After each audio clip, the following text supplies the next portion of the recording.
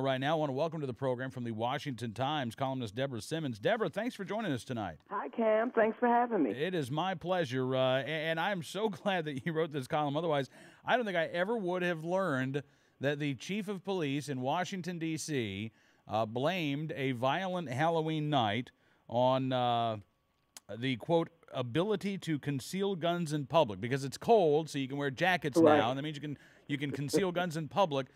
This is kind of bizarre, Deborah. Well, it's bizarre, and it's almost worth a few chuckles if it weren't so serious, and if it weren't the chief of police who actually said it. Yeah. We had a half dozen or more shootings on Halloween night here in the nation's capital, and one of them happened to be in Georgetown, which is the hottest spot. Every Halloween is where everybody wants to go see and be seen, including a gunman who shot somebody and was caught afterward. But because there was so much gun violence, the chief and the mayor stood side by side the other day and held this press conference. So I'm reading, everything that the various newspapers said, and I was like, well, now hold up, Chief. You're saying that part of the problem is that it's cold outside and folks are able to conceal their weapons? I mean, this happens in the summertime when they're butt naked and walking around with wife-beater undershirts on, that they're doing this sort of thing. Right. So it's kind of spooky. I think the bottom line here is that the chief is trying to lower expectations. D.C. is doing pretty good, if that's possible, on homicide and murder rates. We're fairly low considered to where we've been in the past 8, 10, 15 years. Yeah. But these cats who insist on using guns to rectify or piss off or do away with somebody because they stepped on their tennis shoes or spoke to their girlfriend,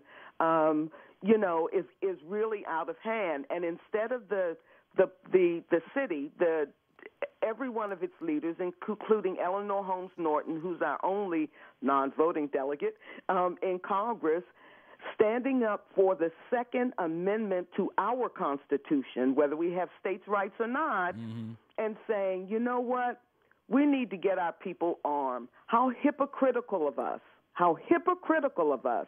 to stand up and complain day in, day out about states' rights and voting rights and that the district doesn't have them, but we don't want nobody to own a gun.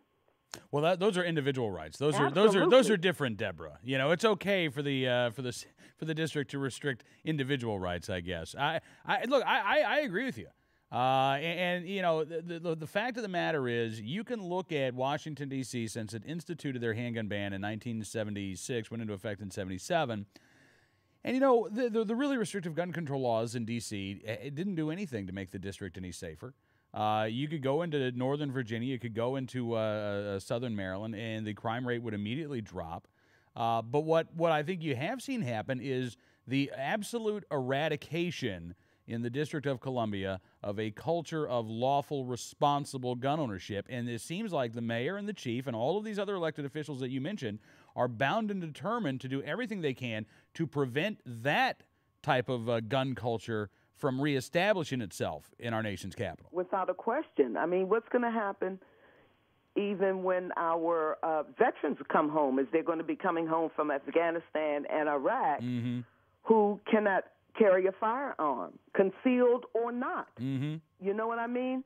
So what we have to do is make sure that, I think in the long term, not necessarily in the short term, in the long term, make sure we have a police chief who is willing to uphold the laws of this city, because it's still going to be easier within the next 6 months, believe it or not, to buy marijuana, medically prescribed marijuana, than it will be a handgun.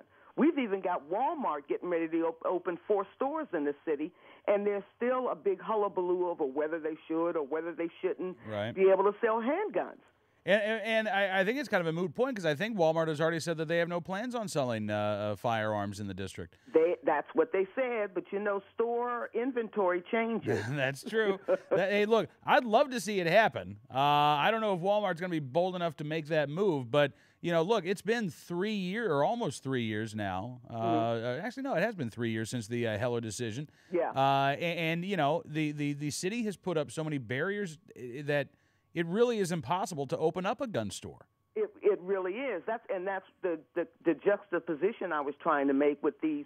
We might have upwards of a dozen marijuana facilities coming in, but it's still difficult to be able to buy a gun, and the paperwork and rigmarole you have to go through, even if you want to buy it in Maryland, Virginia, and get permission from the district to bring it here. Absolutely. That is pretty amazing that within 6 months there are going to be perhaps a dozen stores selling a product that is illegal under federal law in our nation's capital, and yet not a single store selling a product that is we are guaranteed the right to own under our U.S. Constitution. Yeah, and you don't even hear our neighbors, whether it's Congressman Elijah Cummings or anyone else in Virginia or Maryland who does have a vote, who do have votes in Congress, standing up for those rights, because this is such an urban area. Right. You have to literally, if you're leaving Maryland with your gun, either go